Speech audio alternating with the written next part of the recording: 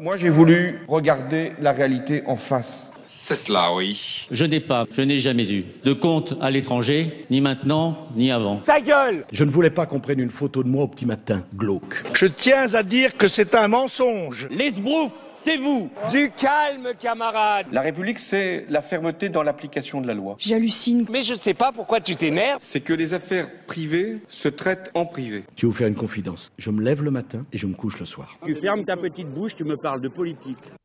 Bonsoir à tous, bienvenue dans ce nouveau numéro de l'Hebdo Politique. Nous sommes ensemble pour 30 minutes d'information politique. Notre invité cette semaine, c'est Pierre Bédier, président UMP du Conseil général des Yvelines. L'Hebdo Politique, Nicolas Kirillovitz.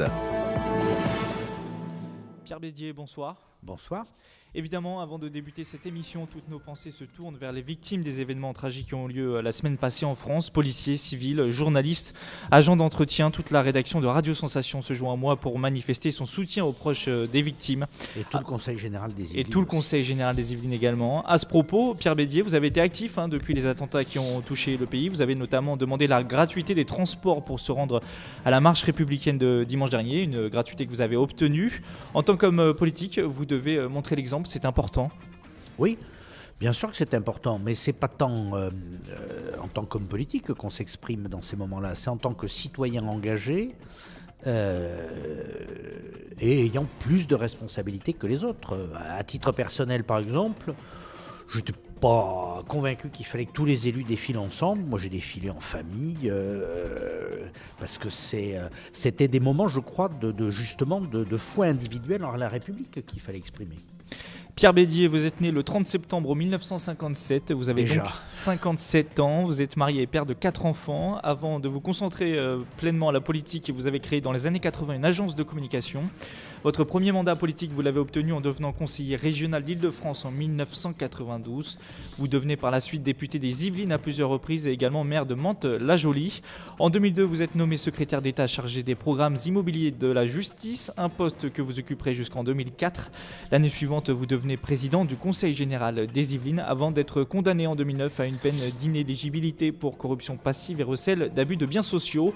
Enfin, l'an passé, vous avez été réélu à la tête du Conseil général des Yvelines. Avec vous, nous parlerons de l'actualité des Yvelines et des élections départementales de mars prochain. Mais avant, c'est l'heure du Money Time. L'Hebdo Politique, le Money Time. Et on commence cette émission avec le Money Time, une série de questions-réponses rapides. Le but, Pierre Bédier, apprendre à mieux vous connaître, mais également voir si vous suivez l'actualité avec assiduité. 79% des Français sont inscrits sur au moins un réseau social. Est-ce votre cas ? Ça dépend. Vous avez un compte Twitter, un compte Facebook ? Pendant les campagnes électorales, parce que mes collaborateurs m'expliquent que c'est indispensable, je ne sais pas comment ça marche. D'accord. Connaissez-vous le prix du timbre pour une lettre prioritaire depuis le 1er janvier 2015 ? Non. Eh bien, c'est 76 centimes. Avant, c'était 66. D'après un sondage Harris Interactive pour les Français, le chômage, le système social et la croissance économique sont les 3 dossiers prioritaires en ce moment. Quelles sont les priorités selon vous ? Vous êtes d'accord ? Alors, la priorité des Français, c'est le système social, la croissance économique et le chômage. Ah oui, on leur demande. Et voilà, exactement. Dire, est-ce que vous êtes d'accord avec ça ? Est-ce que ce sont les priorités ? Est-ce que c'est le chômage ? Oui. À mon avis, oui, je pense, oui. D'accord, non. Très bien. Non. Quel média ? Si, je suis d'accord avec vous. Quel média préférez-vous pour vous informer ? La télé, la radio ou la presse écrite ? Bon, si je vous réponds aucun, vous allez m'en vouloir. Donc je picore. Ouais, un peu des 3 du coup. Voilà. Vous avez été secrétaire d'État chargé des programmes immobiliers de la justice, en clair de la construction de nouvelles prisons. La cellule individuelle, vous y croyez vous ? C'est extrêmement onéreux et ça dépend pour qui et pour quoi faire. Ce que je crois, c'est qu'on construit en France des prisons uniformes alors qu'il y a une très grande diversité de cas. Donc on a un système qui est beaucoup trop coûteux. Un certain nombre de délits ne méritent pas des prisons hyper sécurisées, d'autres délits méritent des prisons hyper sécurisées. Ce qui répond à votre question, donc lorsqu'il y a de grands criminels dont la dangerosité est avérée, en particulier s'ils communiquent ou dans la prison ou vers l'extérieur, là ça mérite la cellule individuelle. C'est donc les cas de grand banditisme, les cas de terrorisme. Pour la délinquance en col blanc, la délinquance sexuelle, etc., etc. Il y a, je pense, des solutions alternatives à l'emprisonnement. Et lorsque l'emprisonnement est décidé, ça peut être fait dans des structures moins sécuritaires, plus légères et donc moins onéreuses. Donc il faut plus de places de prison en France, puisque nous avons un problème de déficit absolument considérable, mais mieux pensé, encore une fois, avec des systèmes très sécurisés et des systèmes moins sécurisés. Alors, je rappelle que le principe de l'encellulement individuel figure dans la loi depuis 1875. Quel pays est devenu le 1er janvier, le 19e membre à avoir l'euro comme monnaie nationale, le savez-vous ? Oui, c'est un des pays baltes, je Exactement, crois, mais je ne saurais pas vous dire si c'est la Lituanie ou la Lettonie. Voilà, vous aviez raison, c'est la Lituanie. Et connaissez-vous le nombre de formations politiques recensées en France au 1er janvier 2015 ? C'est impressionnant comme chiffre. Parce qu'il y a ce qu'on appelle les micro-partis, c'est-à-dire des partis créés pour des raisons strictement locales. Il y en a peut-être 200 ? 400 selon la Commission nationale des comptes de campagne et de financement public. Un sondage Odoxa a révélé il y a quelques semaines que 66% des Français ne veulent pas que Nicolas Sarkozy soit de nouveau candidat à la présidentielle de 2017. Vous l'avez soutenu pendant sa campagne à la présidence de l'UMP. Pour vous, est-ce l'homme de la situation en 2017 ? 2017, bien malin celui qui saura où on en est en 2017. Que c'est été l'homme de la situation il y a quelques semaines, c'est incontestable. D'abord parce qu'il a été élu, et ensuite parce qu'on voit bien que le gigantesque foutoir qu'était devenu l'UMP s'est apaisé, s'est remis à peu près en ordre de marche. Il y a sans doute mieux à faire, mais c'est bien mieux que ce que nous avons été. Voilà. Donc maintenant, qu'est-ce qui va se passer dans les 2 ans qui viennent ? Je n'en sais rien. A priori, je pense que Nicolas Sarkozy sera le mieux placé, mais tout ça mérite observation et surtout humilité intellectuelle. La France n'est plus la 5e puissance économique mondiale. D'après un document de la Commission européenne, elle a été dépassée l'an passé par la Grande-Bretagne. Est-ce symbolique selon vous ou faut-il s'en inquiéter ? Les classements sont d'abord relatifs. C'est largement lié à la fluctuation entre la livre britannique et l'euro. L'affaiblissement de l'euro entraîne l'augmentation de la livre. Donc partant de là, l'augmentation en valeur relative du PIB anglais. Ceci étant, on a un problème, c'est clair. Les Anglais ont une croissance qui est de 3% l'an passé. 3%. Quand nous 0,4. Quand nous, on est à 0,4, donc ça fait une différence x7. x7,5 même, donc c'est problématique. On a un souci. La politique économique que suit M. Hollande, appuyée par M. Valls, c'est absolument mauvaise. Donc nous sommes encore sans doute sous le coup de l'émotion, et je tiens à dire ici que le président de la République institutionnellement, le Premier ministre ont été à la hauteur de leurs responsabilités. Pour ce moment de grand fracas et de grand chaos. Pour le reste, je vous faites persiste référence aux événements de la semaine passée. Du 7 janvier. Pour le reste, je considère qu'ils nous conduisent à la catastrophe économique et sociale. L'hebdo politique. Premier thème de cet hebdo politique en compagnie de Pierre Bédier, président du Conseil général des Yvelines. Nous allons aborder l'actualité du département et la suppression éventuelle des départements qui s'inscrit plus globalement dans la réforme territoriale en cours. Un ton évoqué par le gouvernement pour 2021, cette initiative semble être progressivement abandonnée. Reculade du gouvernement ou sage décision ? Les deux, en général. C'est une reculade, puisque par 2 fois, ils ont dit qu'ils allaient les supprimer. C'est également une sage décision. Et que maintenant, c'est fini. Et alors, pourquoi c'est une sage décision ? Pas parce que je suis président du Conseil général. Si ça ne tenait qu'à nos sièges, tout ça n'est pas bien important. C'est que qui peut, mieux qu'un département, être proche des communes ? Surtout en Île-de-France, où la région c'est 12 millions d'habitants, c'est quelque chose, c'est plus qu'un État de l'Union européenne, qu'un État moyen de l'Union européenne. Et en connaissant donc, en ayant la puissance pour pouvoir répondre aux besoins de ces communes. Je ne vois que les départements, du moins en région parisienne, qui est ce que je connais le mieux. Alors qu'ensuite il faille redéfinir les pouvoirs des départements, qu'il faille parfois redécouper pour regrouper des départements, oui, ça a du sens. Mais pourquoi on ne fait pas confiance aux élus ?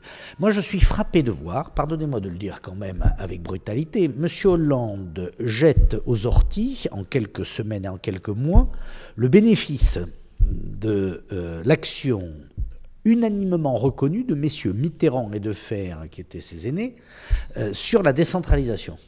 Les socialistes ont réussi, ils ont échoué dans beaucoup de domaines, mais à partir de 1981, ils ont réussi la décentralisation. Et aujourd'hui, on casse ça. Alors on le casse au prétexte que ça coûte cher, mais c'est faux, c'est un mensonge. C'est un mensonge.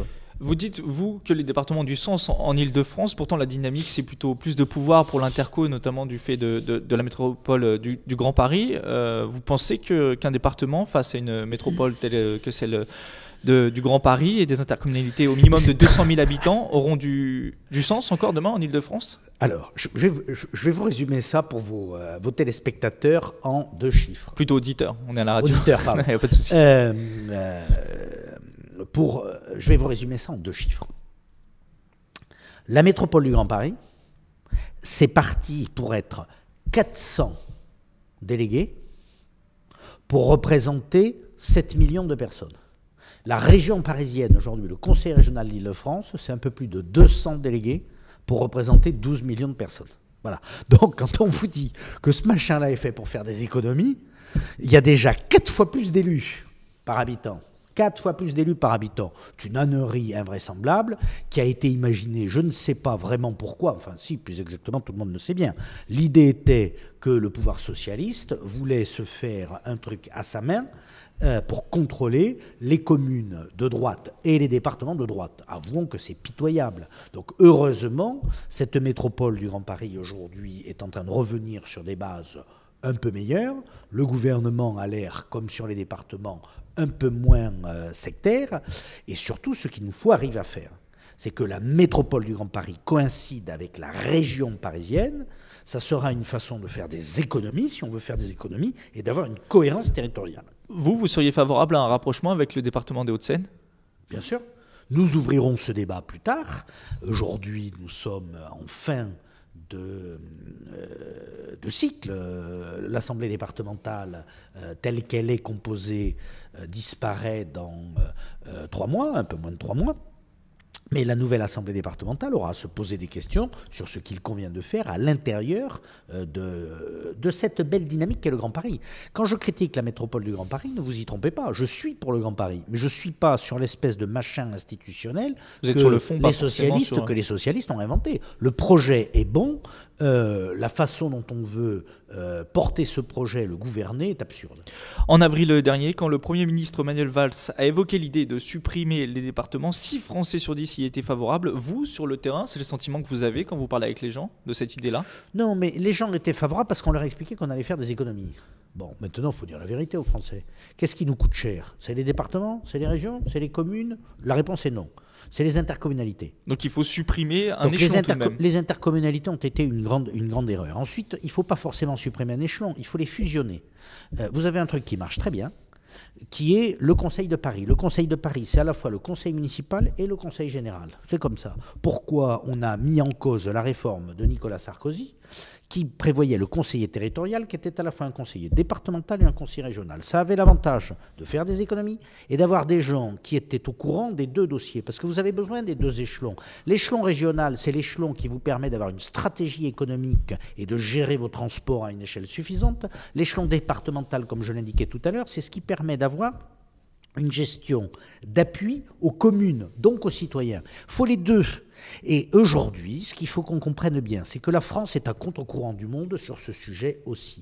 Tous les pays du monde sont en train de fabriquer de la décentralisation. Tous les pays du monde et tous les grands ensembles du monde, les grandes entreprises en particulier, essayent de faire que les prises de décision se rapprochent du terrain. Et qu'est-ce qu'on entend tous les jours dans la rue? Vous êtes éloigné du terrain, vous êtes éloigné du terrain, soyez plus proche de nous. Et qu'est-ce qu'on fait? On crée des régions, des super-régions, c'est proche du terrain, ça? Alors, de qui se moque-t-on? Alors attendez, je finis, pardonnez-moi, mais parce que là je m'emballe, parce que tout ça m'agace. Aujourd'hui, la France, elle est malade de quoi? Elle est malade du coût de sa protection sociale. La vérité, c'est celle-là. Pourquoi la cacher aux Français? Notre système de retraite, notre système de santé, c'est ça qui nous coûte très cher. Donc comment peut-on faire pour avoir un système de retraite et de santé efficient à moins cher? C'est ça le vrai débat. C'est pas les départements. L'argument de l'exécutif qui veut des régions taillées pour l'Europe, à l'image un peu des Länder allemands, du coup, vous n'y croyez pas? Pourtant, ça marche en Allemagne. Mais parce que l'Allemagne, c'est pas la France, on s'en serait aperçu. Les Länder, c'était des États indépendants il y a encore un siècle. Nous le savons bien, nous, dans les Yvelines, puisque c'est à Versailles, dans la Galerie des Glaces, qu'a été proclamé l'Empire allemand. L'Empire allemand, c'est la fédération des Länder. Voilà. C'est pas la même histoire. C'est pas la même histoire en Angleterre, c'est pas la même histoire en Italie, en Espagne. On me parle des 36 000 communes de France pour me dire que c'est un poids pour la France. Mais c'est faux. Je m'inscris en faux. Heureusement qu'on a des maires qui acceptent de travailler quasi gratuitement. C'est des gens qui gagnent 200, 300, 400 euros par mois pour s'occuper de leur village. Demain, on supprime ça, les habitants sont toujours là. Les communes existent. Qui va gérer ça? Une armée de fonctionnaires. Ça coûtera infiniment plus cher. Donc arrêtons ces faux débats.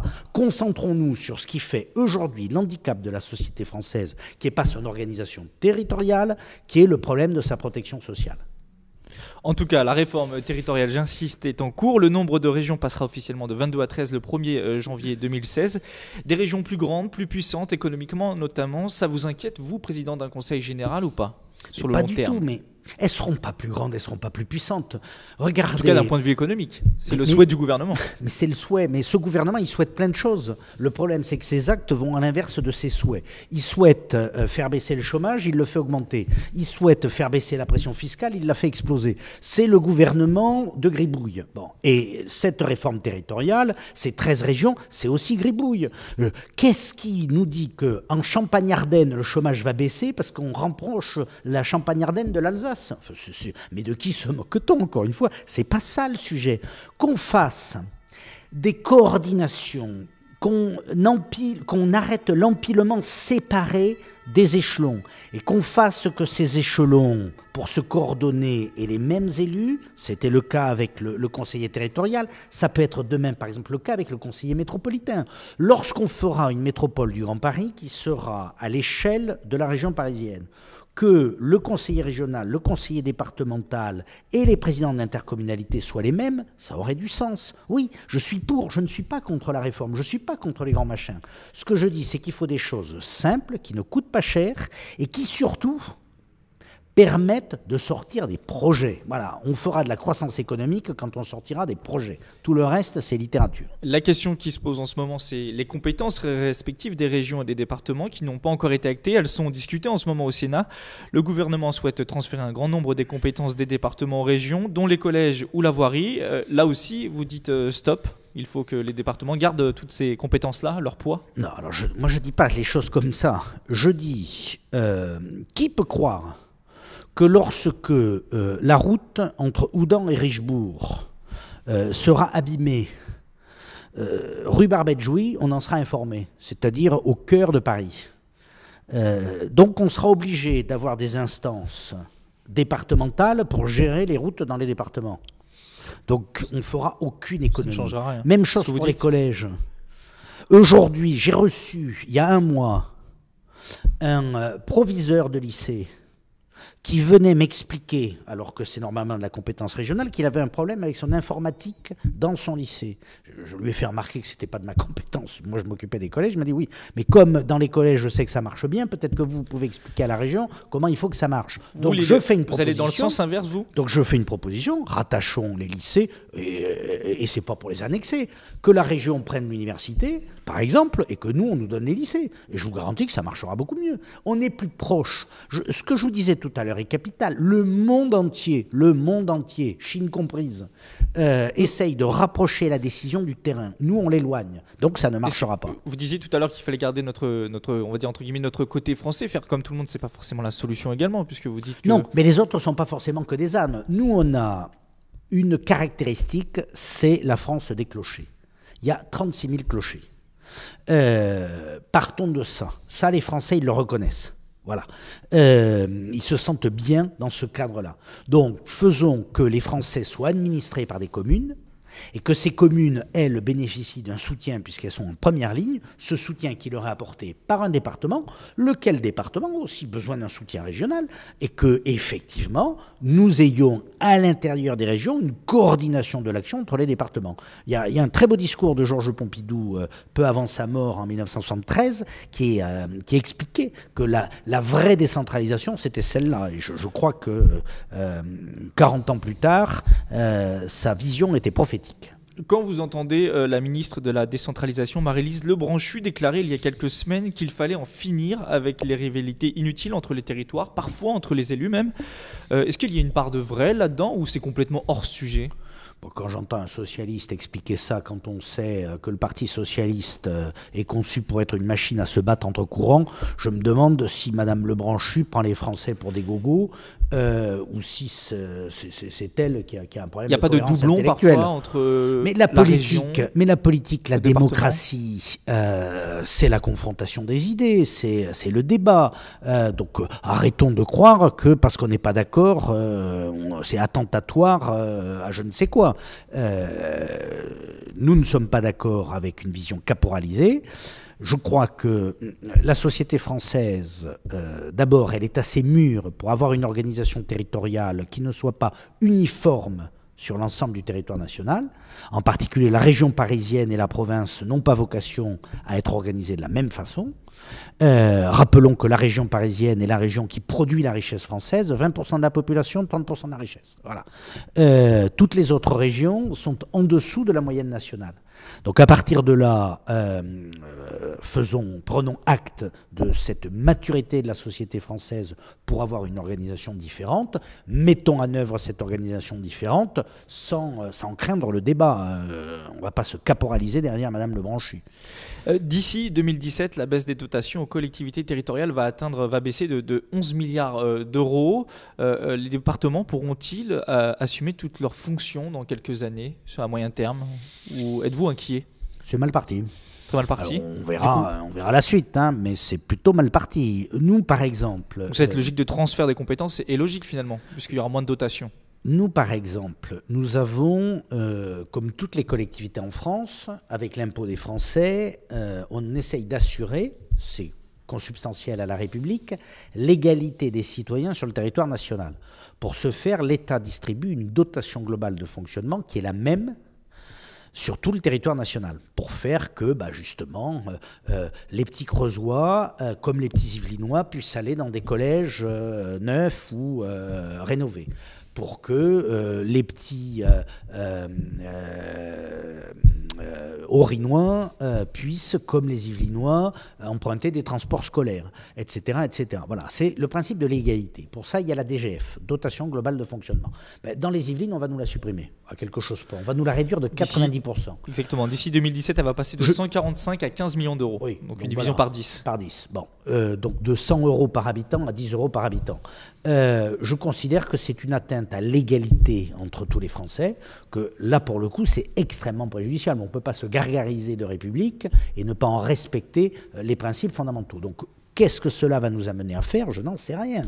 On va faire des arbitrages douloureux par la force des choses. Vous avez une idée déjà dans quel budget il va falloir peut-être Non, parce que la réalité, c'est quoi ? C'est d'abord de baisser les budgets. Moins d'investissement peut-être ? Mais alors, que ce soit les budgets de fonctionnement ou les budgets d'investissement, il y a un moment où on ne peut plus les baisser. Les budgets de fonctionnement, beaucoup de nos dépenses, toutes les dépenses sociales sont décidées par l'État. Donc en même temps que l'État nous enlève des dotations, l'État nous oblige à avoir des dépenses sociales supplémentaires. Alors que, je vous l'ai dit tout à l'heure, le mal, justement, c'est cette machine folle qui est devenue le système de protection sociale française. Donc, nous allons essayer de faire toutes les économies possibles, mais il ne faut pas se fermer la porte à une augmentation d'impôts. Vous vous rappeliez tout à l'heure, ça ne me rajeunissait pas, que j'avais été élu pour la première fois en 1992. Je m'honore en presque 20 ans de mandat local de n'avoir jamais augmenté les impôts. Je ne les ai jamais baissés, je ne les ai jamais augmentés. Pour la première fois de ma vie politique, donc, d'élu local, j'ai été amené l'année dernière à proposer au Conseil général d'augmenter cet impôt indirect que sont les droits de mutation, les droits immobiliers. Bon, nous sommes le dernier département à l'avoir fait.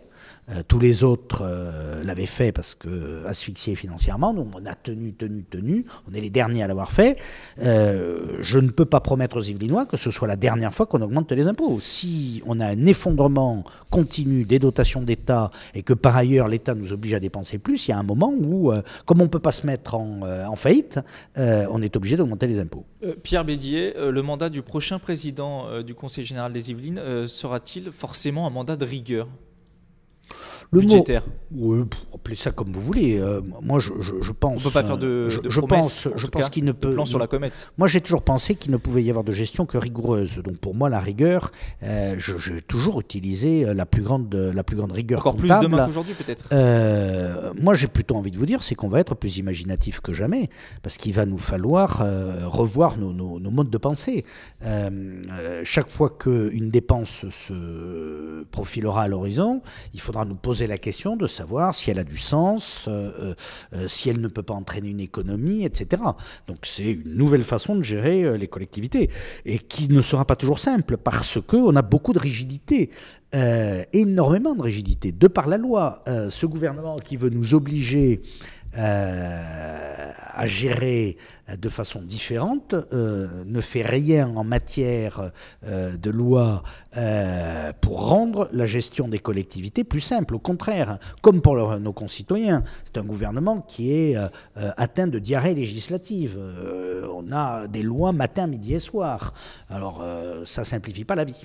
C'est l'heure de faire une pause musicale. On se retrouve dans quelques minutes pour parler des élections départementales. L'hebdo politique, Nicolas Kirillovitz. De retour dans l'hebdo politique en compagnie de Pierre Bédier, président du Conseil général des Yvelines. On va parler maintenant des prochaines élections, les départementales qui se tiendront les 22 et 29 mars prochains. Alors, des précisions pour ceux qui ne le savent pas. Les élections départementales remplacent les cantonales et elles permettront d'élire des conseillers départementaux pour 6 ans. Des conseillers départementaux qui remplacent les conseillers généraux. Enfin, dans les Yvelines, le nombre de cantons passe de 39 à 21 et une logique de binôme est instaurée pour respecter la parité homme-femme. Pierre Bédier, actuellement le Conseil général, c'est 39 élus, dont 28 de droite, rassemblés dans le groupe Ensemble pour les Yvelines. La gauche est minoritaire avec 11 élus. Au regard des précédentes élections, est-il possible, selon vous, de réaliser le grand chelem que la gauche disparaisse complètement de la future Assemblée départementale ? Et est-ce souhaitable ? Alors, sur le possible, c'est les électeurs qui décident, et sur le souhaitable aussi. Si les électeurs ne votent pas pour la gauche, les électeurs ne votent pas pour la gauche. Objectivement, tout à l'heure, vous m'interrogez sur les objectifs des Français. Leur question numéro 1, c'est le chômage. Jamais le chômage n'a été aussi élevé. Jamais le chômage n'a cru de façon aussi rapide. Donc la logique veut que la gauche est 0 sur 20. On va voir ce que les Yvelinois vont décider de faire. Pour ma part, je considère que à la fois l'inefficacité, pour ne pas dire plus, de la gauche nationale et la qualité de gestion de la majorité départementale, qui n'est pas que la droite, qui est la droite, le centre et des divers gauches, que la qualité de la gestion départementale et les perspectives que nous allons ouvrir en termes de projets, malgré les difficultés budgétaires qui sont les nôtres, justifieront un vote massif en notre faveur. Encore une fois, c'est aux Yvelinois de décider. C'est le débat qui va s'ouvrir avec la campagne électorale début mars qui permettra de départager les uns et les autres. Et vous, personnellement, votre avis ? Et nous prendrons cette assemblée comme elle viendra, avec qui sera élu. S'il n'y a pas d'opposition... Pas pour la démocratie, on parle souvent de démocratie, de débat en ce moment, ce serait pas un peu dommageable ? Qu'est-ce que vous voulez que je vous dise ? Enfin, pardonnez-moi, mais je ne demande pas d'appeler à voter à gauche. Je veux pas vous dire que la question est idiote parce que vous êtes intelligent, mais en démocratie, vous pouvez pas dire avant ce que va être le résultat pour que ça soit une bonne démocratie. C'est pas ça le principe de la démocratie. La démocratie, c'est un principe de vote, et dans un scrutin tel qu'il est, ça dégage une majorité et une opposition. Bon. Si l'opposition n'a pas de représentant, ça ne veut pas dire qu'elle n'existe pas. C'est comme ça. Donc ne posons pas des problèmes, ne nous posons pas des questions qui n'en sont pas. En tout cas, la droite yvelinoise se présente en ordre de bataille pour cette élection. Un accord a été conclu depuis quelques semaines déjà avec l'UDI pour présenter des candidats en commun dans tous les cantons. Ça a été chose facile de trouver un terrain d'entente avec l'UDI. Et vous le disiez, avec le centre et la droite ? Entre gens intelligents, on peut avoir des désaccords ponctuels, mais sur le fond, il n'y en a pas. Donc, je ne vous dis pas que ça a été simple, mais ça a été plus laborieux que compliqué. Voilà, on y est parvenu. J'ajouterais que nous sommes en train de finaliser la discussion avec le MoDem aussi.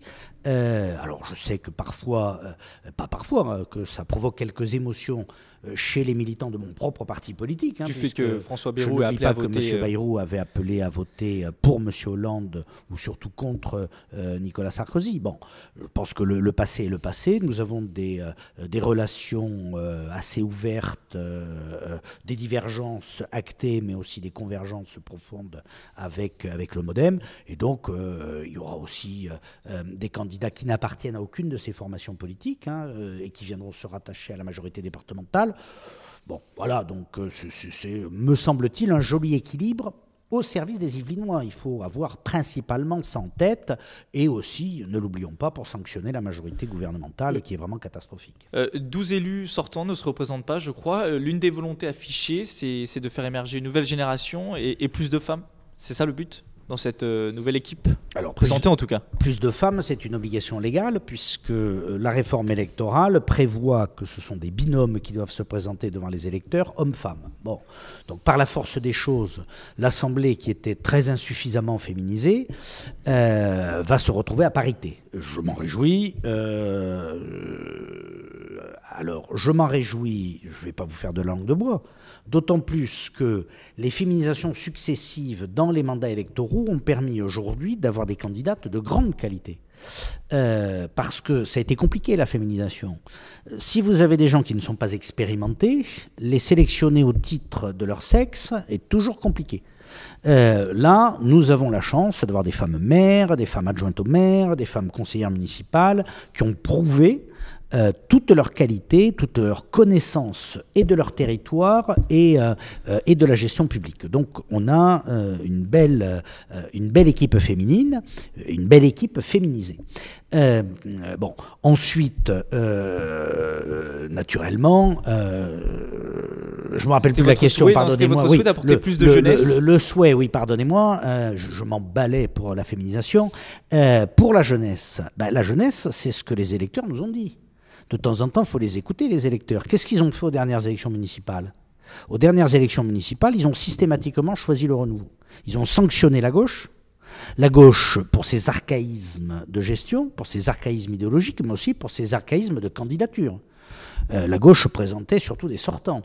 Et les électeurs, très majoritairement, ont choisi de nouveaux maires, des trentenaires, des gens, pas toujours d'ailleurs avec une grande expérience, mais voilà, il y a eu cette aspiration au renouveau. Eh bien, nous nous inscrivons, oui, dans cette aspiration au renouveau, qui est celle des électeurs yvelinois. Je l'ai dit, on passera de 39 à 21 cantons, mais pas 21 élus. 42 élus. Voilà, 42 élus du fait des binômes. C'est pas un petit peu paradoxal, moins de cantons, plus d'élus finalement ? Totalement. Franchement, Monsieur Hollande, Monsieur Hollande, c'est un paradoxe ambulant. On retiendra de ce mandat le paradoxe. Bon, bref, j'en dirai pas plus, tellement j'ai envie de m'emporter sur cette voie. Donc, c'est vraiment, faites ce que je dis, mais surtout pas, ne dites surtout pas ce que je fais. 2 cantons n'ont toujours pas trouvé de binôme à droite, Rambouillet et Montigny-le-Bretonneux. Que se passe-t-il sur ces cantons ? Où en est-on ? On n'en est que très tranquillement. Nous discutons avec ceux qui, de notre point de vue, sont les meilleurs candidats. Eux ont la modestie de ne pas encore en être convaincus. Je ne désespère pas de les en convaincre très bientôt. Alors, il n'y avait pas non plus de précipitation à avoir. Je rappelle que les élections auront lieu les 22 et 29 mars, que la campagne électorale ouvrira début mars. Donc le mois de janvier peut être encore celui des désignations de candidats. Vous êtes candidat en tout cas sur Puis quand vous désignez des candidats trop tôt, vous suscitez aussi des regrets, des rancœurs, et vous pouvez vous trouver avec des candidats dissidents. On a ça sur le canton de Limay, où on n'a pas investi une sortante parce qu'elle n'a plus de canton, et surtout elle a un bilan assez faible au Conseil général. On a préféré élire quelqu'un qui a montré plus de capacité de travail. Désigner quelqu'un pour être candidat. Après, c'est aux électeurs d'en choisir. Bon, faut pas non plus parfois partir trop tôt. En ce qui me concerne, oui, je suis candidat dans le canton de Mantes-la-Jolie, qui regroupe Mantes-la-Jolie, Mantes-la-Ville, Magnanville, Buchelay et Rosny-sur-Seine. Et votre binôme, c'est Marie-Célie Guillaume de l'UDI. Et vous affronterez Cyril Naute, probablement maire FN de Mantes-la-Ville, et Françoise Descamps-Cronier, la députée PS de la circonscription. À ce propos, selon vous, on anticipe encore un peu, quel sera votre adversaire numéro 1 dans cette élection? Ce sera le FN, vous pensez, vu la dynamique actuelle? Moi, j'en sais rien. Alors, ceux qui savent, ils savent lire dans le marc de café. Vous avez bien un avis tout de même, avec votre expérience d'homme politique. Normalement, la dynamique pré-7 janvier, elle était plutôt favorable au FN. Est-ce que c'est toujours le cas? Tous les commentateurs se sont empressés de dire que cette affaire servirait le FN. Est-ce que ce sera vrai, pas vrai? J'en sais rien. Est-ce que, comme je l'ai indiqué tout à l'heure, le fait que M. Hollande et M. Valls aient été à la hauteur l'un et l'autre pour la première fois depuis le début du mandat de M. Hollande et de la nomination de M. Valls, est-ce que ça va bénéficier au Parti socialiste? Je n'en sais strictement rien. Alors, ce qu'on peut dire localement, parce que je vais quand même essayer de faire une campagne locale, c'est que M. Naute a un talent, c'est de ne rien faire. Donc au moins on est tranquille avec lui, il n'a rien fait, et s'il est élu, il ne fera rien. C'est le principe de l'immobilisme théorisé par Mme Le Pen. On rappelle que c'est le nouveau maire de Mantes-la-Ville. C'est le FN. C'est l'immobilisme théorisé par Mme Le Pen. Pour accéder au pouvoir, ne nous fâchons plus avec personne. Voilà. C'est l'inverse de ce que faisait papa. Et puis alors, Mme Descamps-Cronier, c'est la candidate de l'absence. Quand vous êtes un simple citoyen que vous lui demandez un rendez-vous, c'est pas possible. Elle vous explique qu'elle légifère. Il y a des fois où l'homme politique, il est quand même, sa place est quand même plus proche de ceux qui souffrent que dans le confort des ors de la République. Bon, j'étais parlementaire moi-même, je pense qu'on peut être et présent sur le terrain et présent à l'Assemblée. Donc elle, c'est la candidate de l'absence. Donc vous avez le candidat de l'immobilisme et la candidate de l'absence. J'ai envie de vous dire que je suis plutôt le candidat de la présence et le candidat de l'énergie, où j'essaye de porter des projets, de faire avancer ce territoire qui en a bien besoin. Le cas échéant, seriez-vous prêt à appeler à voter PS? Alors ce ne sera probablement pas le cas sur votre canton pour faire barrage au Front National. Moi, je suis un adversaire résolu du Front National. Je suis un adversaire résolu du Front National, pas parce que le Front National est un parti d'extrême droite. C'est parce que je pense que le Front National est un parti qui, de par sa dialectique de haine, surtout dans la période que nous traversons, est un parti dangereux pour la France et pour l'unité française. Voilà. On l'a bien vu. Plus que le Parti socialiste. On l'a bien vu pendant ces affaires de défilé. Moi, je pense que le Front National avait à défiler pour justement bien montrer qu'il s'inscrivait dans l'unité nationale. Mais le fait qu'on ait eu tout ce débat autour montre bien qu'il y a quand même quelque chose d'un peu compliqué. Et les jeux de mots de M. Le Pen qui dit « moi je suis pas Charlie, je suis Charlie Martel », je suis désolé de dire que si c'est pour continuer à faire des voix sur l'antagonisation entre des Français de confession musulmane et des Français qui ne sont pas de confession musulmane, c'est pas bon pour la République, c'est pas bon pour la France. Dans ce cas-là, le Front républicain, vous y croyez-vous ? Ça a du sens? Ou vous êtes plutôt partisan du ni la gauche, ni le Front National? Moi, je vous dis très simplement que je ferai ce qui est en mon pouvoir pour que le Front National n'ait pas de conseillers généraux. Pourquoi? Je le dis très clairement à votre micro. Pas parce que je les aime pas, parce qu'ils ne servent à rien. Je reprends l'exemple de M. Naute. M. Naute, il ne sait pas comment ça marche, une mairie. Et comme en plus, il veut surtout pas que la moindre de ses décisions soit critiquée parce que ça ne plairait pas à sa chef, il fait rien. Je vais vous en prendre un exemple concret. M. Naute, il est comme tous les maires, il a des difficultés budgétaires. Donc, il décide de baisser les subventions aux associations. Ça nous arrive à tous. Qu'est-ce qu'il a décidé de faire? Il n'a pas décidé de choisir des actions politiques, c'est-à-dire de privilégier des associations à qui on ne touche pas et de baisser la subvention d'associations dont on considère qu'elles sont moins prioritaires. Il a baissé tout le monde à égalité. C'est pour moi la négation de la politique. C'est la négation de ce dont a besoin la France. Et je suis certain que si demain il y avait des conseillers généraux Front National au département des Yvelines, ce que vraiment je ne souhaite pas, ils n'auraient que des discours idéologiques et jamais d'actes et d'actions et de réflexions qui servent au quotidien concrètement leurs concitoyens. Voilà pourquoi je les combats avec vigueur. Alors, petite précision, Cyril Naute, candidat du Front National, n'a pas souhaité s'exprimer dans cette émission du fait des événements tragiques de ces derniers jours en France. Alors, L'hebdo politique. Allez-y, donc vous vouliez réagir là-dessus? Oui, parce que je pense qu'il a tort, mais il n'est pas le seul à avoir tort. Comme je pense que M. Hollande avait tort d'annuler les vœux. Comme je ne suis pas d'accord, je le leur ai dit d'ailleurs amicalement, avec des maires qui ont supprimé leurs vœux. Qu'on supprime le champagne et les petits fours, oui, parce qu'on n'allait pas faire la fête, mais qu'on profite de ces moments pour parler ensemble, pour réfléchir ensemble, acter nos divergences. Encore une fois, la démocratie, c'est pas l'unanimisme, mais aussi acter notre unité sur des sujets essentiels. Je pense que c'est pas inutile. Voilà pourquoi le débat démocratique, malgré la période de deuil, doit continuer. L'hebdo politique, Nicolas Kirillovitz. C'est la fin de l'hebdo politique. Merci Pierre Bédier d'avoir été avec nous. Je le rappelle, vous êtes l'actuel président UMP du Conseil général des Yvelines. Vous pouvez retrouver cette émission en podcast audio et vidéo sur notre site radiosensation.fr. Bonne fin de week-end à tous et à dimanche prochain, 18h sur Sensation Yvelines. L'hebdo politique sur Sensation.